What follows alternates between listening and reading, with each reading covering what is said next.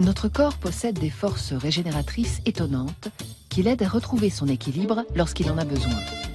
Cette fonction est assurée par le cerveau, dont la mission première est de nous maintenir en vie. Chacun d'entre nous dispose de ses capacités autoréparatrices, d'une sorte de médecin intérieur. On le voit très bien quand on se blesse, par exemple quand on se coupe. Le médecin va juste s'assurer que la plaie cicatrise bien. Mais la cicatrisation se fait toute seule, et c'est le corps qui s'en charge. Il est capable de tout guérir, parce qu'apparemment, il sait comment les choses sont censées être. De nos jours, la médecine a un peu perdu de vue cette capacité du corps humain à se soigner lui-même. Pour traiter la maladie ou soigner un organe atteint, on s'appuie avant tout sur les médicaments et la technologie. L'homme est parfois réduit à son symptôme ou à l'organe malade. On oublie qu'il est un tout composé d'un corps, mais aussi d'un esprit. Cependant, de plus en plus de médecins s'intéressent à nouveau aux capacités régénératrices de l'organisme et veulent aider les patients à contribuer à leur propre guérison.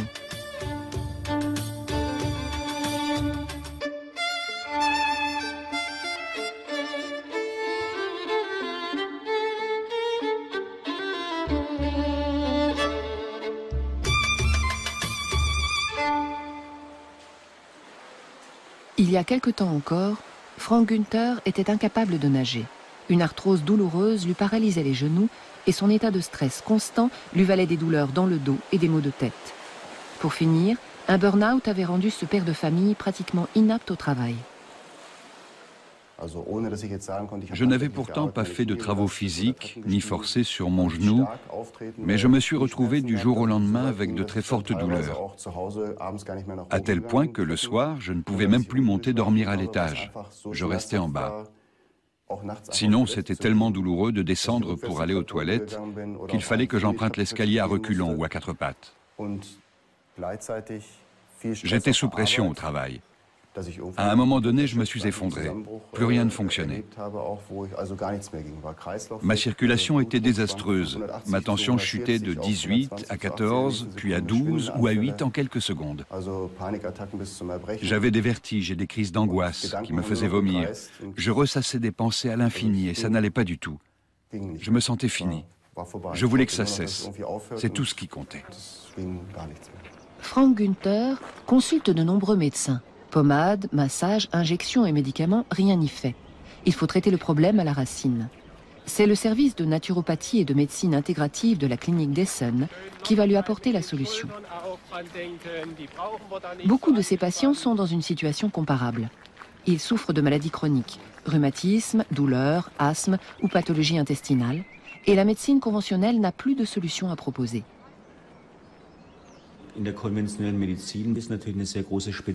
La médecine conventionnelle est devenue extrêmement spécialisée. Il y a des spécialistes du genou, du dos, de la tête, de l'estomac ou encore du cœur. Et on consulte de moins en moins de médecins généralistes qui considèrent pourtant le patient dans sa globalité, en tenant compte de son esprit et de son état psychique.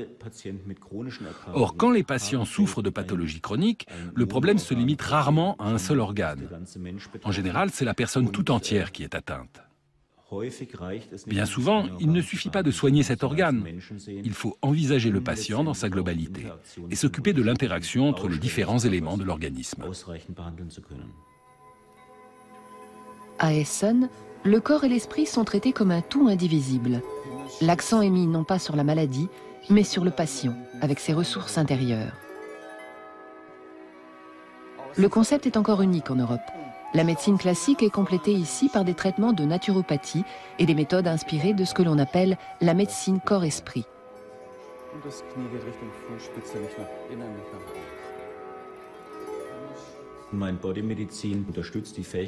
La médecine corps-esprit s'appuie sur les aptitudes du cerveau et de l'esprit à favoriser l'autorégénération de l'organisme. Concrètement, cela veut dire que l'on va associer des traitements axés à la fois sur le corps et sur l'esprit. D'une part, des méthodes thérapeutiques physiques telles que les massages, le gua sha ou l'acupuncture, et d'autre part, des techniques qui s'adressent à l'esprit et au psychisme, comme la méditation, la thérapie par le dialogue, ou encore les séances de restructuration cognitive qui permettent de mieux gérer les pensées négatives. Le stress est l'un des pires ennemis de nos capacités auto-réparatrices. Celles-ci sont beaucoup plus efficaces lorsque nous sommes détendus, optimistes et dans un état d'esprit positif. La médecine corps-esprit est issue des recherches sur le stress et tient compte de ce facteur. Ja, wir machen jetzt den Bodyscan. Das ist eine Übung, die hier zu Entspannungszwecken eingesetzt wird. Das heißt, wir gehen den ganzen Körper einmal durch. La réduction du stress basée sur la pleine conscience est une forme de méditation. Objectif, se concentrer pleinement sur l'instant présent et permettre à l'esprit de retrouver son influence sur le corps. De nombreuses études ont prouvé que la méditation avait un effet positif sur la santé, car elle réduit la tension artérielle et ralentit la respiration, ainsi que le rythme cardiaque. Elle aide ainsi à lutter contre les dépressions, le stress et les angoisses. Ce qui est super, c'est que j'ai pu réveiller des forces qui étaient en moi depuis toujours. J'ai essayé de me souvenir comment je faisais avant pour gérer tout ça, avant de connaître ces exercices de respiration, comme le Qigong ou le Tuina. Je me suis dit, c'est vrai que pendant des années, j'ai fait de la natation à haut niveau. Et qu'est-ce que je faisais pour me concentrer?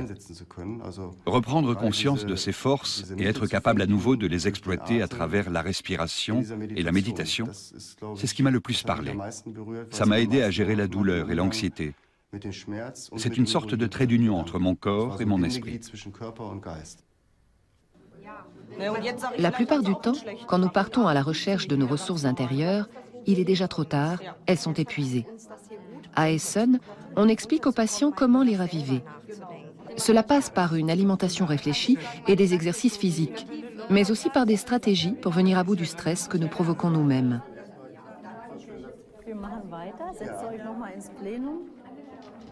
La principale méthode utilisée est la restructuration cognitive. Die Technik, die ich Ihnen vorstellen möchte, kleine Technik, ist das ABC.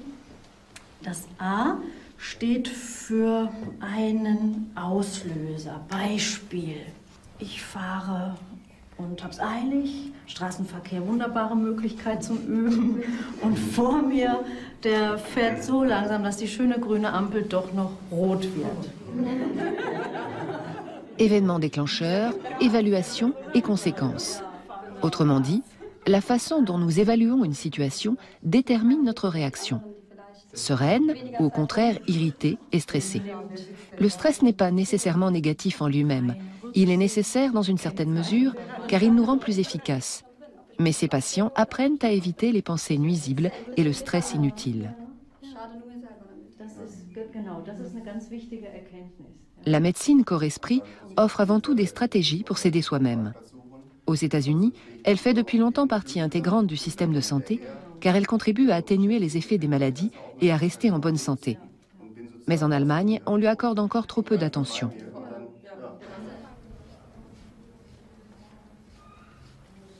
Les différentes méthodes de la médecine corps-esprit n'ont pas les mêmes effets sur tout le monde. À chacun de trouver ce qui lui convient. Grâce à ce savant mélange de techniques, Frank Günther a appris à mieux gérer ses douleurs et son stress. Les procédés issus de la naturopathie peuvent aussi renforcer les mécanismes d'autorégénération de l'organisme, comme le gua sha, une forme de massage venue de Chine. En raclant le système nerveux autonome de façon ciblée et répétée, on provoque des réactions dans le corps. À un moment donné, Frank Günther a senti comme un déclic. Ma femme est venue me rendre visite au bout de 5 ou 6 jours. Pendant qu'on discutait, je me disais, elle me regarde bizarrement, qu'est-ce qu'elle a? Qu'est-ce qu'elle veut? Et là, elle me dit, c'est incroyable, tu as l'air tellement apaisé et tes yeux ont changé du tout au tout. Comment ça, mes yeux? Oui, ils ressemblent à ce qu'ils étaient avant. Tu es redevenu toi-même. Et c'est vrai, je me sens plus en phase avec moi-même. Je suis sur la bonne voie. Bien sûr, mon genou est mal en point et j'aurai toujours des douleurs périodiques. Mais ça ne me fait plus peur, je sais comment les gérer. Et j'espère arriver à transposer ces techniques dans mon quotidien. Même si nous pouvons contribuer nous-mêmes à notre rétablissement, nous n'avons pas toutes les cartes en main. Et nous ne sommes pas seuls responsables de notre santé ou de nos maladies. La plupart des gens naissent en bonne santé. D'un point de vue neurobiologique, on a même un potentiel incroyable à la naissance.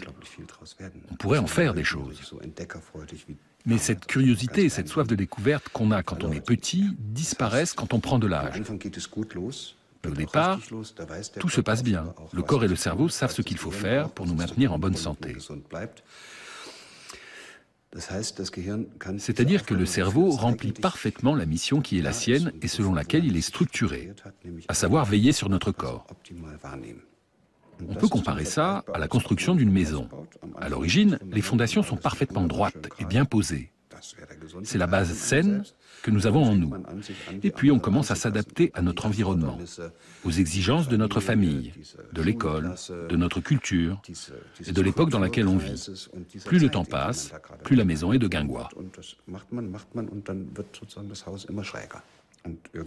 Elle finit par être complètement bancale. Elle se fragilise et s'effondre. Dans le corps, c'est à ce moment-là qu'un organe lâche. Le dos, la hanche, le genou, l'estomac ou le cœur, ils ne supportent plus ce déséquilibre, cette maison qui penche. C'est ce point faible qui provoque la maladie.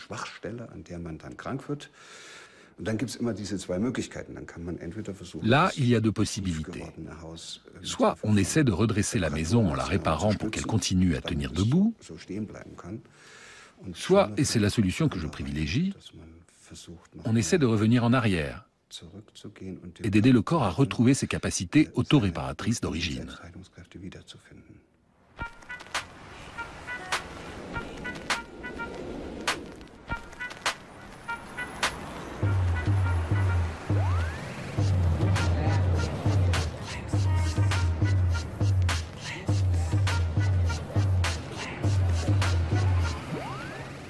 L'université de Harvard, près de Boston, est le berceau de la médecine corps-esprit.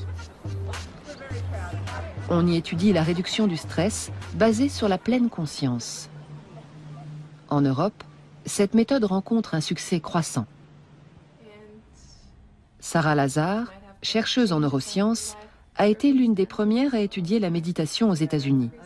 Au Massachusetts General Hospital, elle travaille avec la psychologue allemande Britta Holzel sur une question centrale. Que se passe-t-il dans le cerveau des personnes qui pratiquent la méditation?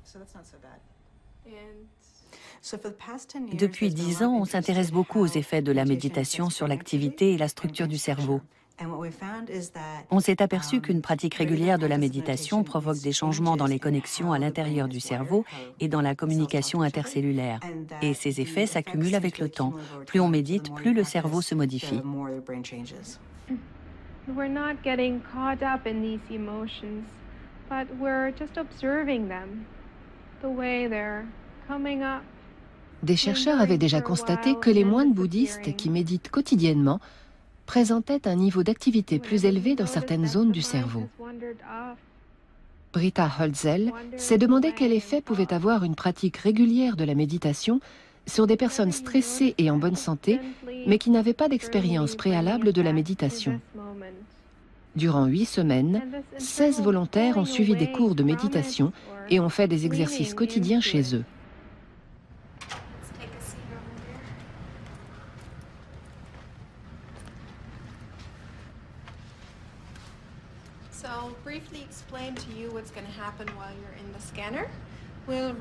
Avant et après cette série de cours, les participants ont rempli des questionnaires sur leur degré de stress. Au bout de 8 semaines, ils se disent nettement moins stressés. Mais cela se reflète-t-il sur leur cerveau?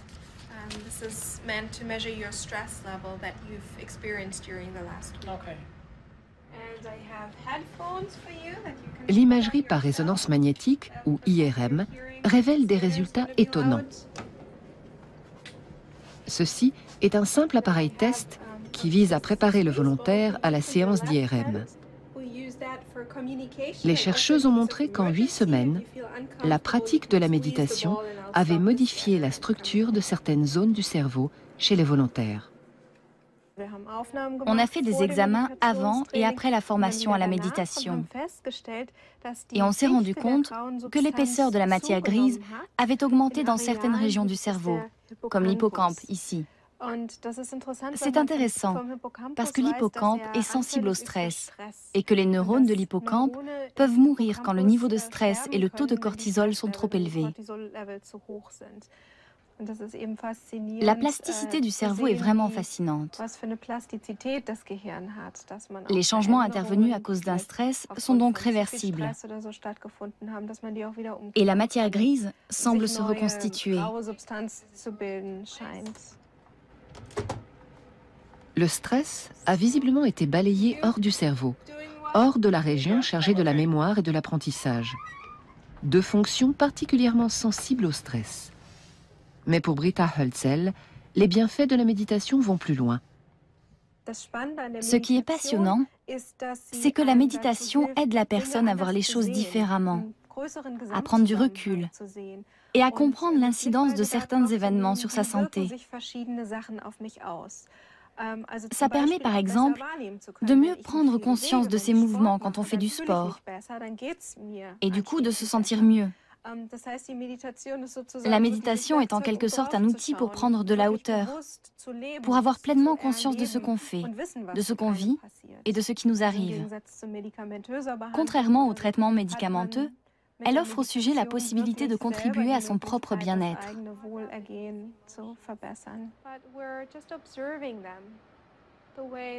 D'après les premiers résultats obtenus par Sarah Lazare, la méditation pourrait aussi retarder le vieillissement du cerveau. Nos travaux n'en sont qu'à leur début. Pour l'instant, on a simplement identifié certains changements. Il faut mener d'autres études pour voir si la méditation freine vraiment le vieillissement. Et si tous les facteurs liés au vieillissement se trouvent ralentis, ou seulement certains d'entre eux.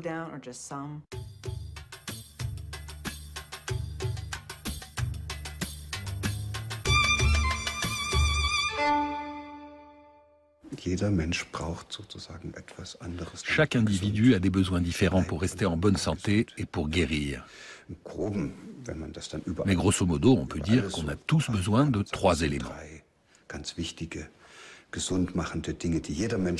Premièrement, le sentiment qu'on peut faire quelque chose, qu'on est compétent et qu'on peut se débrouiller dans différentes situations de la vie. C'est la confiance en soi. J'ai confiance en ma capacité de faire quelque chose. Mais le plus souvent, ça ne suffit pas. On s'en aperçoit quand on tombe malade. Il faudrait alors avoir cette deuxième forme de confiance que beaucoup de gens perdent en grandissant. La certitude que si je ne m'en sors pas tout seul, quelqu'un va venir m'aider à aller mieux. Ce serait bien si on pouvait conserver ce sentiment. Et puis il y a une troisième forme de confiance, qui est vraiment propre à l'humain et qui est plus difficile à décrire. Elle est liée à la spiritualité et à la foi. Disons que c'est le sentiment qu'on fait partie de ce monde et que les choses vont s'arranger. Guck mal hier.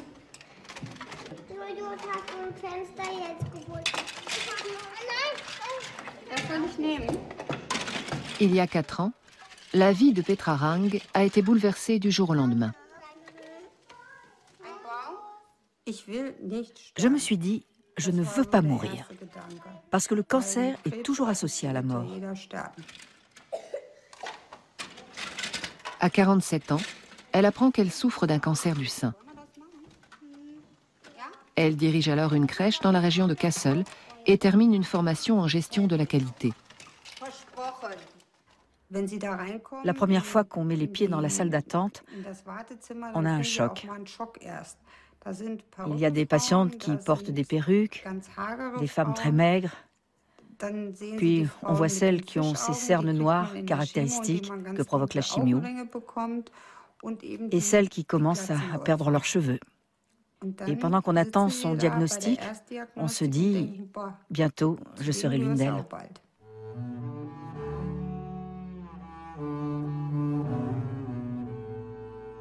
Son sein gauche a dû être amputé, puis reconstruit à partir de tissus prélevés au niveau des muscles du dos. Petra Rang a été traitée par chimio et radiothérapie. Une de ses amies l'a prise en photo peu après l'opération. C'est la vie. Soit on fait front, soit on se laisse gagner par le doute. Moi, j'ai choisi de me battre et d'observer ensuite en quoi j'avais changé.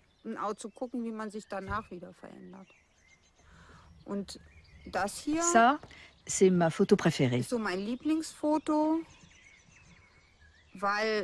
Elle exprime tout. Voilà les tracés de l'opération. Et ce tronc représente tout ce qui barrait mon esprit avant la maladie. Ce cancer survient après une série de coups durs. Petra Rang a perdu son père très tôt, puis vu mourir son fils de 13 ans quelques années avant de tomber elle-même malade. Son mari a aussi eu un grave accident. Le cancer a été l'élément déclencheur qui l'a amené à s'ouvrir pleinement à la vie. Depuis 4 ans, ses analyses sont bonnes, mais elle estime qu'il est trop tôt pour se considérer comme guéri. Les médecins ont joué un grand rôle dans le traitement. Mais j'ai surtout compris que je ne guérirais pas si je n'avais pas la volonté de guérir. Parmi les femmes qui suivaient la chimio avec moi, certaines avaient une vie pas folichonne. Elles n'avaient pas envie de s'en sortir parce qu'elles n'en voyaient pas l'intérêt. Et elles sont décédées depuis.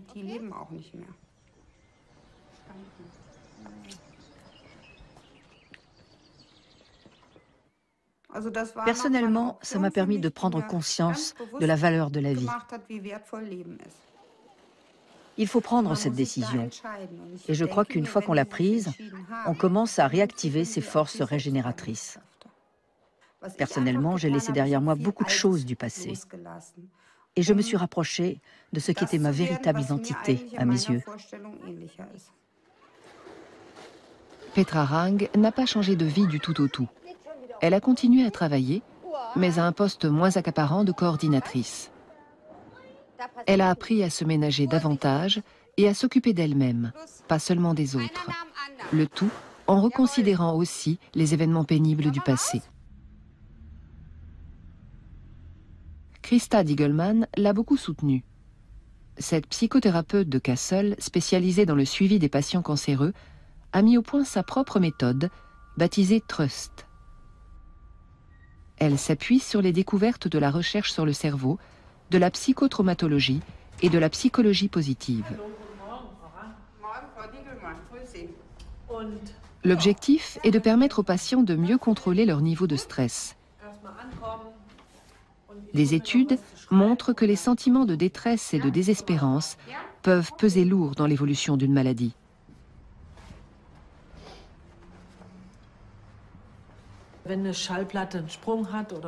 Quand un disque est fêlé ou rayé, la tête de lecture reste coincée dans le sillon.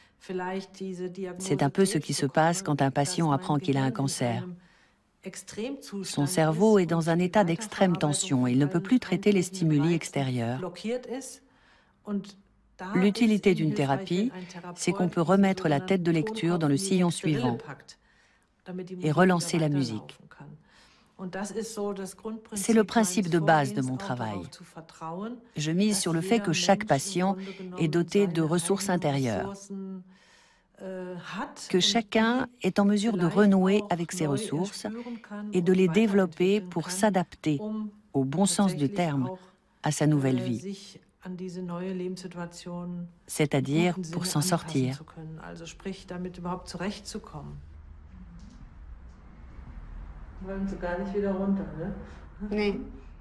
Petra Rang a ainsi appris à se concentrer sur ses propres forces intérieures. Des exercices d'imagination l'aident à s'absorber mentalement dans des situations agréables et des souvenirs positifs, même dans les moments de grande détresse. Cela peut avoir des effets tant sur le psychisme que sur le corps.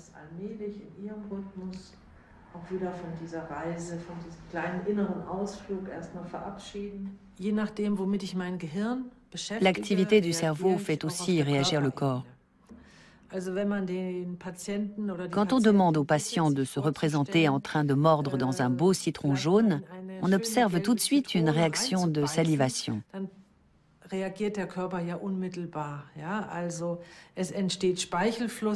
On voit bien comment le corps réagit au pouvoir de l'imagination.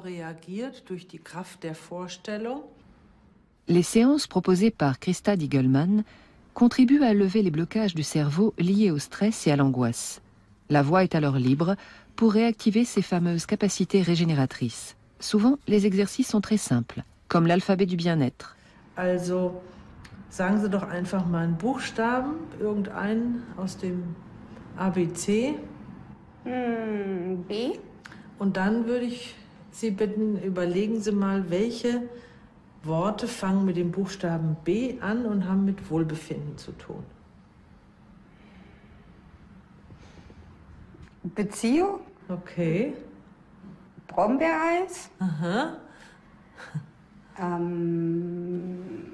Ball spielen. Bett. Das klingt so simpel. Ça a l'air tout simple. On n'a pas besoin de suivre une formation. Ça ne coûte rien. Tout le monde peut essayer au quotidien. Choisir une lettre de l'alphabet et y associer des mots qui évoquent le bien-être. Mais si je conseille aux patients de faire ça quand ils se sentent anxieux ou quand ils n'arrivent pas à dormir, il faut qu'ils comprennent pourquoi ils le font. Il ne s'agit surtout pas de leur dire « soyez positifs » ou « ce n'est pas si grave ». Au contraire, parce que c'est grave, il est important qu'ils apprennent à rendre leur cerveau réceptif afin qu'ils redeviennent performants et capables d'agir.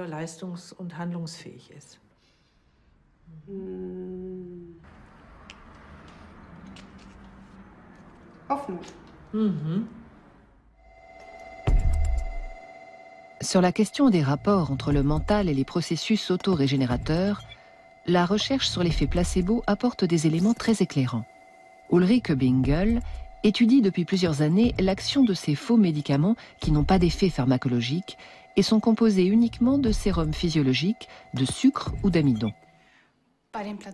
Dans un placebo, ce n'est pas le contenu du comprimé proprement dit qui agit. C'est la croyance qu'on a dans ses effets. Ça fait appel à plusieurs facteurs psychologiques. La croyance, l'espoir, mais aussi les expériences passées avec les médicaments. Si j'ai une attente positive par rapport aux médicaments, si je pense qu'une crème va calmer ma douleur ou qu'un cachet va faire passer mes hauts le cœur, l'effet placebo intervient. L'effet placebo est particulièrement intéressant à étudier dans le cas de la douleur. Une expérience novatrice a été menée à l'hôpital universitaire de Hambourg-Eppendorf. La substance testée n'est qu'un placebo, mais elle a été présentée aux volontaires comme une pommade antidouleur très efficace. Dans le rectangle rouge, on étale une pommade de contrôle. Dans le vert, la prétendue pommade antidouleur. Au bout de 15 minutes, un stimulus douloureux est appliqué aux deux endroits afin que les participants évaluent son intensité. Résultat, à l'emplacement de la crème placebo, le stimulus est jugé moins douloureux.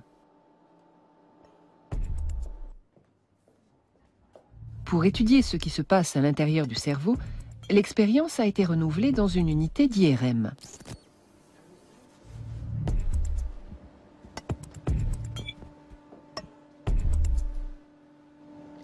Frau Somborski, alles gut bei Ihnen?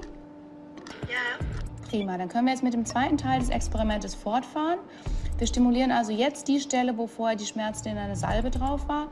Und Sie sollen einfach nur wie vorher die Schmerzreize auf der visuellen Analogskala beurteilen, okay? Okay.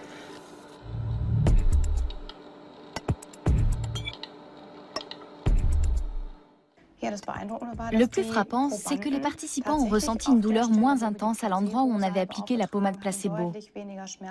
On le voit avec leur évaluation de la douleur sur une échelle de 0 à 5. Ici, c'est la substance de contrôle. Et là, la pommade placebo pour laquelle la douleur est nettement moins forte. Mais nous voulions surtout savoir si ça se reflétait aussi dans les structures du cerveau qui gèrent la douleur. Et c'est effectivement le cas. On le voit sur ce cerveau vu de dessus, du côté droit. Vous avez ici le cortex insulaire et le cortex somatosensoriel secondaire. Ce sont des zones qui réagissent habituellement en cas de douleur. Or, elles présentent une activité très faible quand on applique le stimulus là où se trouve la pommade placebo. Nos recherches montrent que cette perception d'une douleur moindre n'est pas le fruit de l'imagination. Elle se reflète dans le cerveau. Quand j'ai l'impression d'avoir moins mal, le thalamus, le cortex insulaire et d'autres zones affichent une activité moins importante. Les chercheurs ont pu identifier une zone chargée d'inhiber la douleur et qui montre, elle, une plus forte activité. Les derniers résultats de la recherche sur le placebo montrent un lien avec les mécanismes régénérateurs de l'organisme. L'analgésie par placebo fonctionne de la façon suivante. J'active mes fonctions d'inhibition de la douleur pour moins souffrir. Cet effet se retrouve ailleurs dans le corps.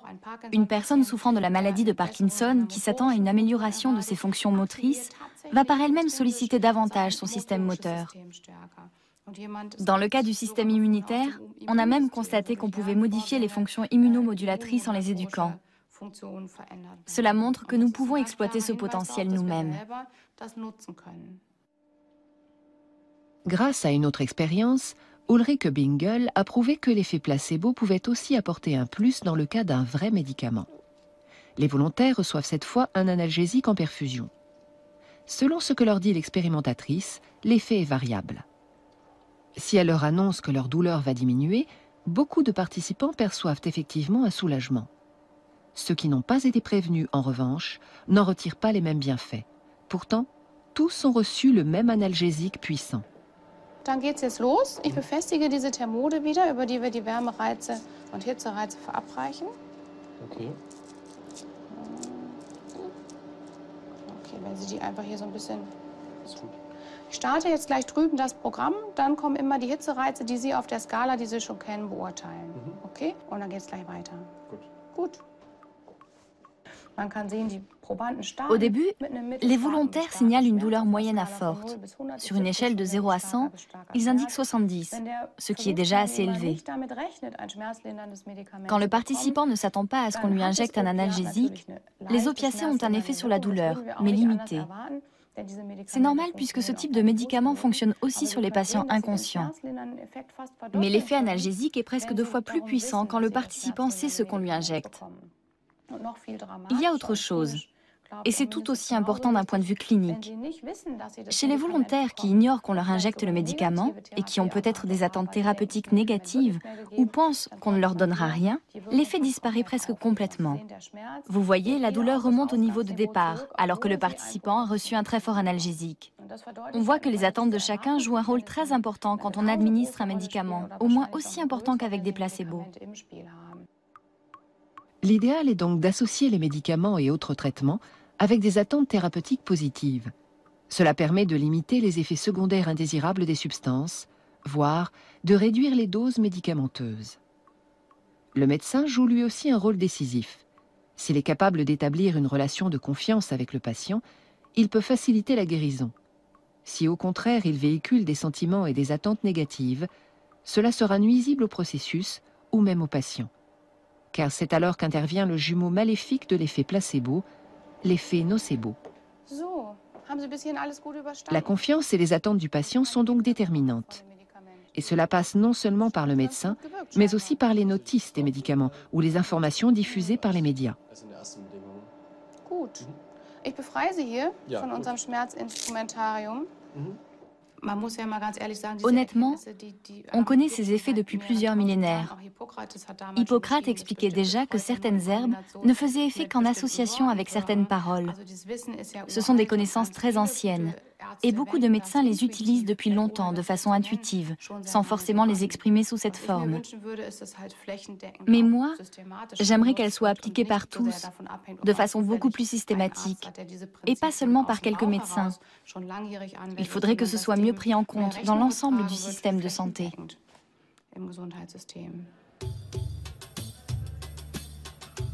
À l'hôpital universitaire de Heidelberg, la formation dispensée reprend ses principes. Depuis 2001, les étudiants en médecine suivent des cours en communication et interaction dirigés par Jana Jünger.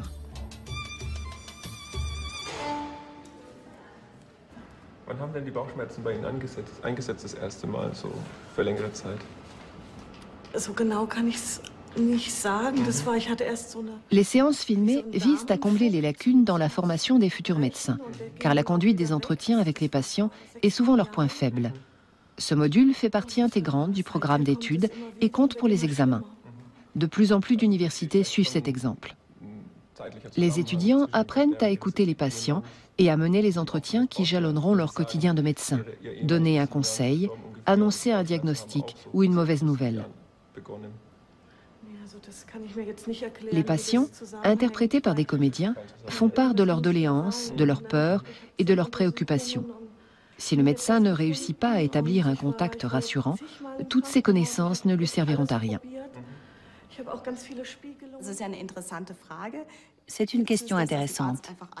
Est-ce qu'il existe des médecins très calés du genre Dr House avec un côté sympathique, mais qui ne savent pas communiquer avec leurs patients?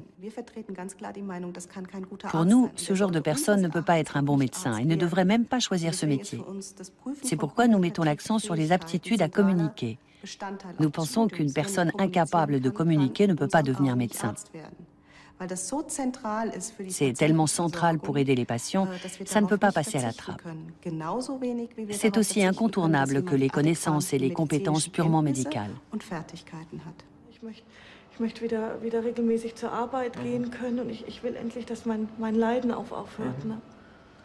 Les étudiants découvrent ainsi leur propre influence sur le rétablissement de leurs futurs patients. Parfois, ce sont de petits détails qui font la différence. Être à l'écoute, poser des questions montrant l'intérêt du médecin pour le patient, trouver les mots qui rassurent. Si la confiance s'instaure, la guérison peut commencer. En juillet 2010, l'Ordre des médecins allemands a reconnu officiellement le rôle de l'effet placebo et recommandé qu'il soit pris en compte par les médecins. D'autres recherches montrent aussi qu'il est possible d'établir jusqu'à 80% du diagnostic dès l'anamnèse, c'est-à-dire lorsque le patient fournit des renseignements sur ses antécédents. Il serait donc possible de se passer de certains outils de diagnostic plus coûteux ou de les utiliser de façon ciblée. L'idéal, quand on voit un patient pour la première fois, c'est de prendre en compte les aspects psychologiques et sociaux dès l'anamnèse. Autrement, on risque de se concentrer sur les problèmes physiologiques et de se demander après coup ce qu'il faut faire pour traiter le psychisme. Si vous essayez dès le départ de comprendre les liens entre ces deux aspects, vous pourrez mieux les traiter. Dans ce premier entretien, il est amplement suffisant d'annoncer le diagnostic. Dire « vous présentez des troubles somatoformes, mais on ne sait pas encore très bien d'où ils viennent ». Notre objectif, c'est de comprendre ensemble ce qui vous arrive. Et ensuite, demander « qu'est-ce que vous en pensez, vous ?» Ce n'est pas anodin de consulter un médecin. On y va en général quand on traverse une crise, à moins que ce soit pour un bilan de santé préventif, mais là aussi, la communication est importante. Donc soit une crise psychologique, soit un gros problème physiologique. En un mot, on consulte quand on est en situation de détresse. Le médecin joue alors un rôle central de guide pour traverser cette crise. Il doit poser les jalons pour que le patient puisse activer les forces qui sommeillent en lui. Celui-ci pourra alors guérir à la fois avec l'aide extérieure du médecin et en puisant dans ses ressources intérieures et préserver sa santé aussi longtemps que possible. Mais pour obtenir ces résultats, il faut du temps. Or, les impératifs de réduction des coûts empêchent souvent le corps médical de se consacrer pleinement aux patients. De plus, tous les praticiens ne connaissent pas l'importance de ce fameux médecin intérieur. Si les mécanismes régénérateurs des patients étaient mieux exploités, il serait pourtant possible de réaliser des économies considérables à long terme.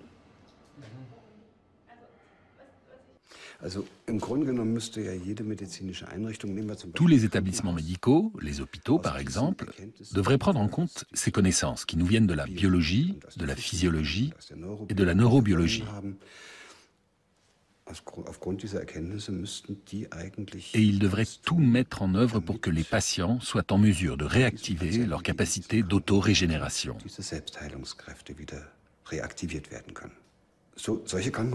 Certains hôpitaux le font, avec de très bons résultats.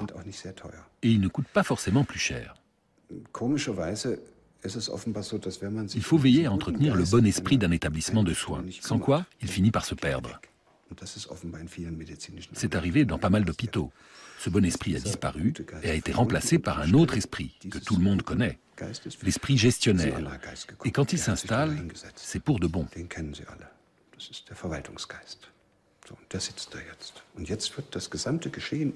Il se met à gouverner tous les gens qui travaillent dans cet hôpital, du chef de service à la femme de ménage.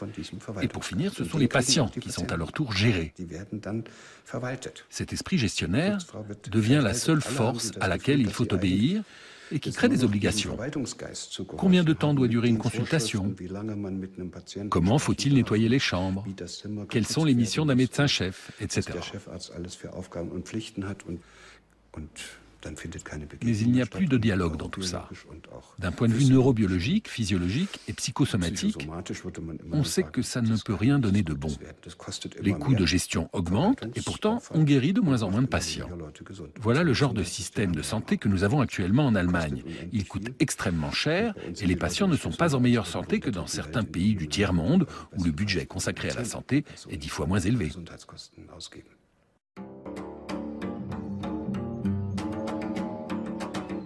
Dans les années 1980, l'oncologue et hématologue Gerd Nagel a eu un cancer qui a radicalement changé sa conception de son métier.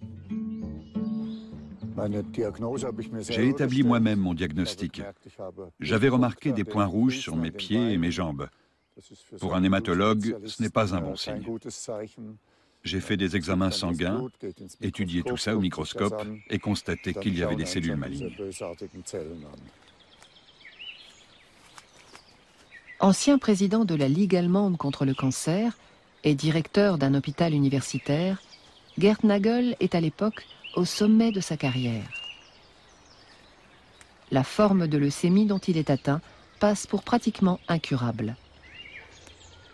Il décide pourtant de venir à bout de la maladie. Il sait que la chimiothérapie est indispensable, mais ne veut pas s'en contenter. Le grand défi pour moi, c'était de savoir comment je pouvais moi-même contribuer à vaincre mon cancer. Quelles ressources j'avais en moi et quel genre de médecin intérieur je pouvais activer moi-même. Là, j'ai eu un grand choc, pas tellement à cause du diagnostic, mais plutôt en raison d'une prise de conscience. Je ne savais plus qui j'étais. Pendant toute ma carrière, dans tout ce que j'avais construit, dans ce milieu médical où la concurrence est si rude, je m'étais perdu. Moi, mes sentiments et mon identité. Ça a été un moment très difficile.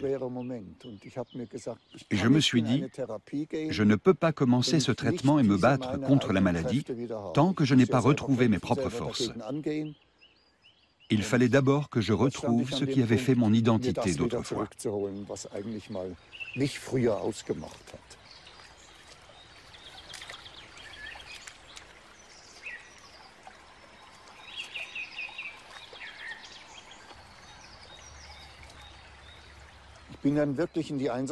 Pour cela, je me suis retranché dans la solitude, loin de tous.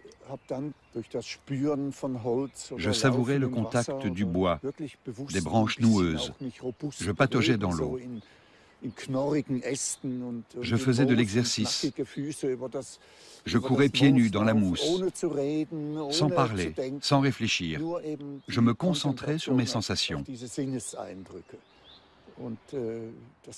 Et c'est allé vite. J'étais très surpris. Au bout de 10 jours, j'étais presque redevenu moi-même.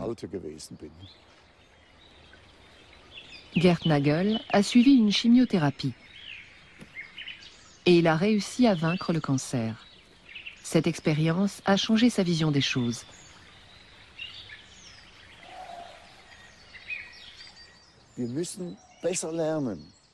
Nous devons apprendre à mieux cerner les forces des patients, les aider à renforcer leurs ressources et à tenir compte de ces ressources dans le traitement médical. Je me suis rendu compte à cette époque que nous avions des lacunes énormes en la matière.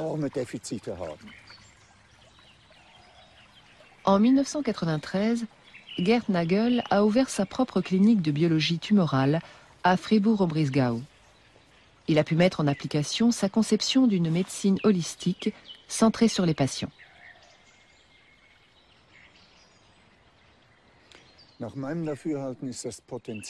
Je pense que les capacités de guérison de chacun offrent un potentiel énorme pour surmonter les maladies, y compris dans le cas d'un cancer.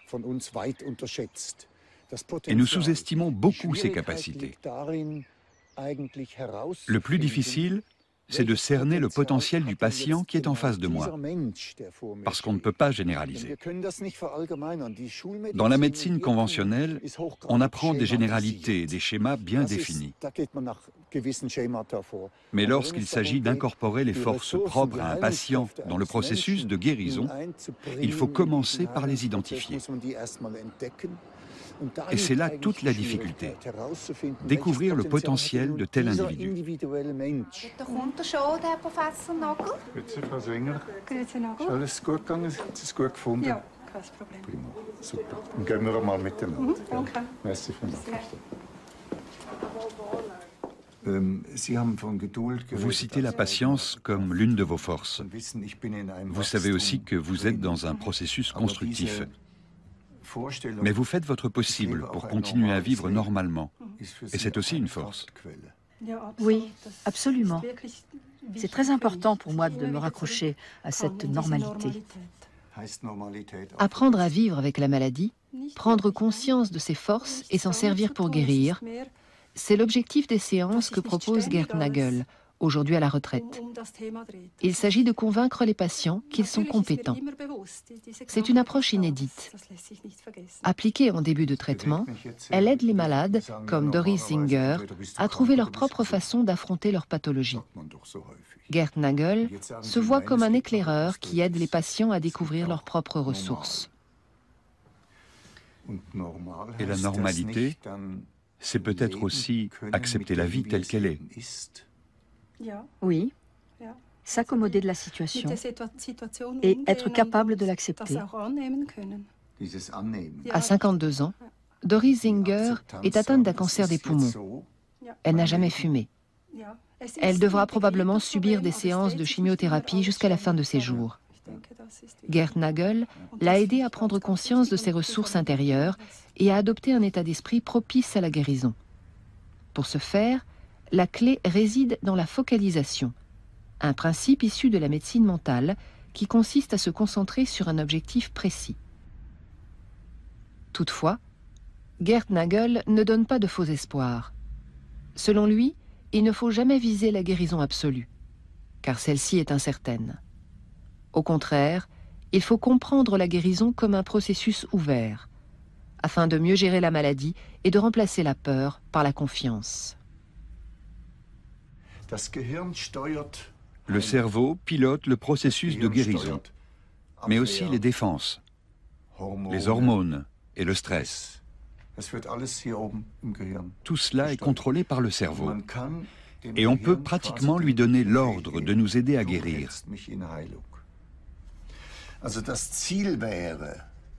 C'est comme si on se fixait une destination, Hawaï. C'est notre objectif, la guérison. Il ne faut pas l'oublier. L'atteindre, c'est une autre histoire, mais le but, c'est de guérir. Et il faut vous dire que vous êtes en route vers la guérison. Vous êtes à bord d'un avion et le pilote automatique est réglé sur la destination guérison. Vous êtes en chemin, embarqué dans ce processus de guérison. Cette image de l'avion de la guérison, il faut toujours l'avoir en tête.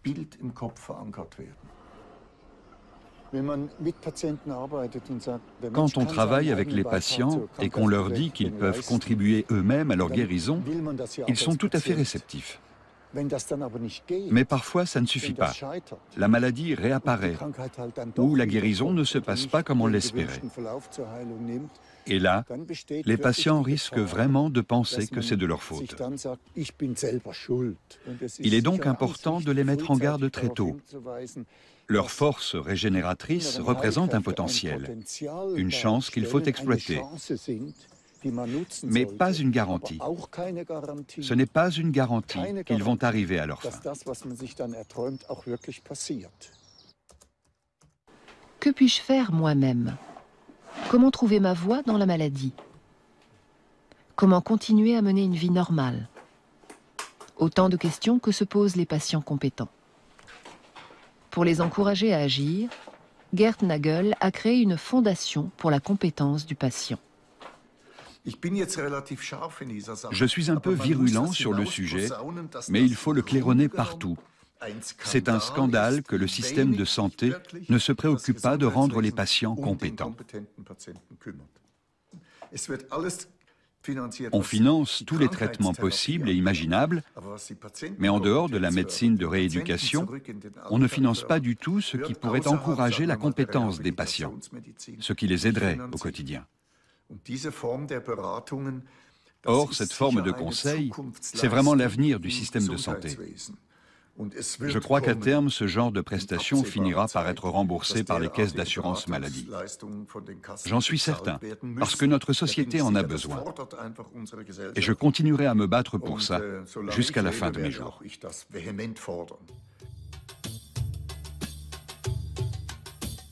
La médecine de demain, ce serait donc celle qui aiderait les patients à renouer avec leurs propres capacités régénératrices.